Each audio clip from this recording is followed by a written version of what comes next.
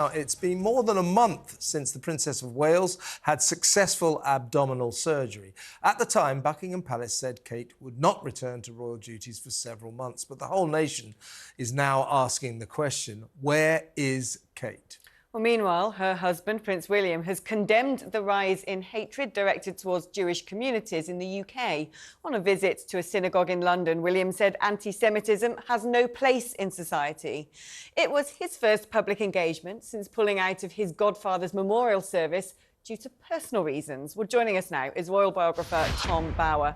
Tom, I mean, whatever the royal family do, whatever, you know, whatever ribbon-cutting, handshaking, there's only one thing the public want to know right now is what sort of surgery was it? Is she okay? Is there something we're not being told? Well, good afternoon. Yes, of course, we're not being told what the surgery was. And as I understand it, it was very serious. I won't reveal what I have been told it was, but she is seriously ill. It is not fatal. She will recover, but it's a long healing process. And that's why she has disappeared from view. And I think what we're talking about, Tom, here is the sort of communication system between the palace and the media. Of course, when the King came down with cancer, we were all sort of shouting from the rooftops, isn't this marvellous? They've led us into this important family matter. The King is suffering from cancer. They then went on not to tell us what type of cancer. I'm not criticising this, but it is not exactly ideal. There's all of this. We'll tell you a little bit, but we won't tell you the rest. It's going to fuel speculation. And in some ways, when people say, well, where is Kate? Don't forget, they did announce we wouldn't see her again till Easter. But I think what has really got this fever of speculation going was on Monday, when with half an hour to spare, Prince William pulled out of giving an address at King Constantine's memorial service. It was, of course, William's godfather. They were very close. So people are going, what the hell? And what we get from the palace is, oh, he pulled out for personal reasons. The speculation is he had to rush to see Kate. I don't know if that's true, but do you see what I'm saying? That the way the palace communicates with the media, I absolutely understand the need for privacy. They have a right to privacy, but it does not produce an ideal situation. It produces vacuums into which speculation pours. Well, I think all you say is correct, but on the other hand, it's far worse than just news management. We do have a crisis for the monarchy at the moment. The King is ill, probably more serious than we realise. Princess Princess Kate, the Princess of Wales, who is the future for the monarchy and a most wonderful person and asset monarchy, is seriously ill too.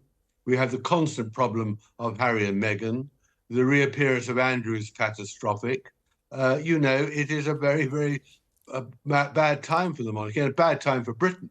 It makes us all probably appreciate the monarchy more than perhaps before, when we didn't realise how few members there are and how important they are in our lives. So I don't think it's so much the news management. I think it's literally the facts. The facts are that the royal family at the moment is besieged by health, bad health, and unfortunately by scandal too. Tom, I know you can't really disclose anything you may have been told in confidence, but can we look forward to a brighter day, some light at the end of the tunnel where the figures that we're missing from public view will come back and that the royal family will be back up to their full quotient again? Well, I think it's months rather than weeks.